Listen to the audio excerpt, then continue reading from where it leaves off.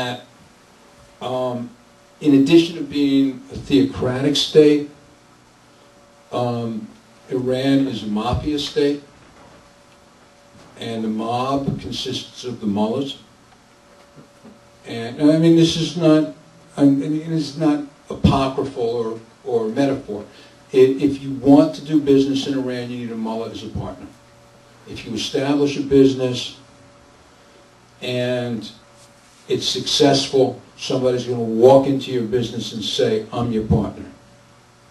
And if you don't say yes, you're out of business, or they'll shoot you. Okay? The mullahs are all men. So in that sphere, yeah, men have a very disproportionate, and I don't know how women would enter into that area. That being said, women have a very large place in society and in business and in anything, and they stand up and speak their minds. But there was a period when the mullahs were prohibiting women assuming or returning to their positions they had before Ayatollah came in. That might be, but it's not the case now. Good. You know, I mean, yeah. I've been trying to figure out how to phrase this, but first of all, I've almost finished the book, and it's great. Thank you. And I grew up as the daughter of two ministers in a fairly evangelical tradition, and have left that. And so there were many parts in the book where it was like, wow, he nailed that in terms of well, thank you. How that really felt, you know, when you kind of came to, this was your, anyway, so there were many parts like that. I thought he must have been an evangelical Christian at some point, but I guess not. No, so no. did a great job with that. And that leads me to then something that you said a few minutes ago, I'm paraphrasing, but this idea that, you know, this sort of atheism, it seems kind of cold and rational, and there's something missing. And so that's, you know, my friend sitting here said, I don't feel like that at all. But I know many who do that sort of logically now, this theology and all that kind of stuff doesn't make any sense. In fact, I think it's harmful, etc. So then, but then you're kind of like looking for, so what do you think that is in us, that is that searching, and B, like what do we, or do you just... Yeah, I mean, there's a famous and widely disputed statistic about how many scientists are atheists, and whether that number is 60% or 90% or whatever. Certainly, there's a much higher percentage of atheists in science than in banking or automobile racing or baseball. Okay. I would presume, my guess is, it's not because science turns people into atheists. It's because people who are happy playing with the rational part of their mind and are comfortable there end up in science. So one kind of comfortably fits, they both kind of comfortably fit. I think our minds are made up of a multitude of intelligences. Whether they're emotional, social, moral, aesthetic, and so on. And and some of them we've discovered are actually different parts of the brain, some of them not. But clearly we have different types of decision making. And we have a different level of need for order. You know, belonging is a subset, I think, I'm guessing, of order.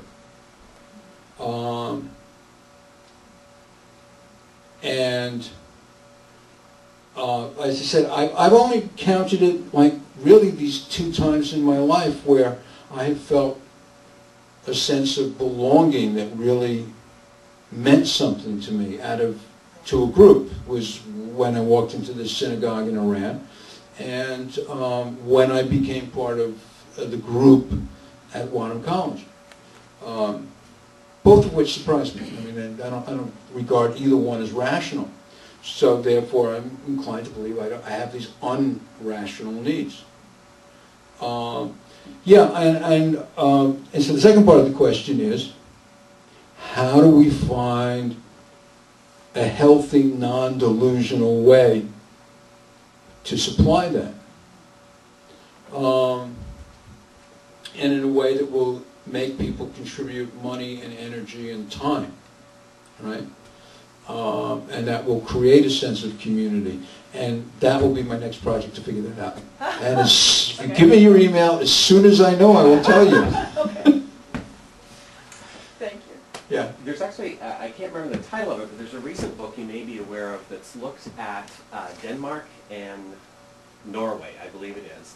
And the author's basic thesis, as you were talking about earlier, is that these are two of the most secular countries in all of Europe, and yet they are some of the most progressive. People care for each other. They're the happiest. They report highest levels of happiness, etc. So clearly, they're doing something there that is providing a sense of joy in life that Right. isn't religiously based. Oh, you know, there's lots of joy in life that's not religiously based, clearly. Okay, and clearly there's a correlation between how unstable and disorderly your society is and how much you gravitate to religion. Not per individual, but, you know, as a group. So these are societies in which, you know, life is very orderly. There's national health, is kind of cradle to grave security, roughly speaking. And so who needs God? Right? Where when disaster is, you know, on the way here, in the cab, I passed this very nice building, and I looked and said, what a nice building. And then I read it, and it said it was the shrine to the something of Our Lady of Lourdes. I said, wow, that's really interesting. Why was that so important? And there's a lot of that, a lot of shrines to this and that and the other. And contemporary atheists will say, well, you know, people are always giving thanks to the saint for interceding, when, how come they don't say, yeah, but what about the other, the 10 million you killed? Hey, God, why, you know? But you try to imagine that, and you think about a world in which disaster was common, was the norm. If the Black Plague didn't get you, then an infected toenail would kill you, or the potato blight, or, you know, and life was short, normally short, nasty, and brutish, and anything that got you past the common disasters was a miracle, right? Now, when we have a disaster, we consider it an aberration. So, so we are less, and that's why those shrines are, you know, relatively speaking, deserted. You know, I mean, if you look at, you go wander around this town and you look at those beautiful, wonderful old churches, and you think about how much money went into that, and you realize that it's unusual for anybody to spend that kind of money, time, and effort in doing those things today, and most of them are, you know, semi-deserted. You know, seat 1,500 and have a congregation of 12. It's because you have national health, right? And because nobody's going to invade, and you're not reliant on Irish potatoes. Yeah. Yet in the States, you've got Mormons who can spend tens of millions Sure. of dollars on for Proposition 8 in California, Yeah. and win. Yeah.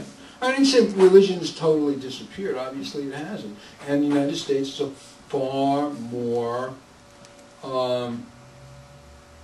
unstable place than Canada is. You know, it's far less homogeneous. It's far less, lot less security. It's much more unsettled. You know, this is where I'm going to retire, really. Welcome. Thank you. I mean, it's either this or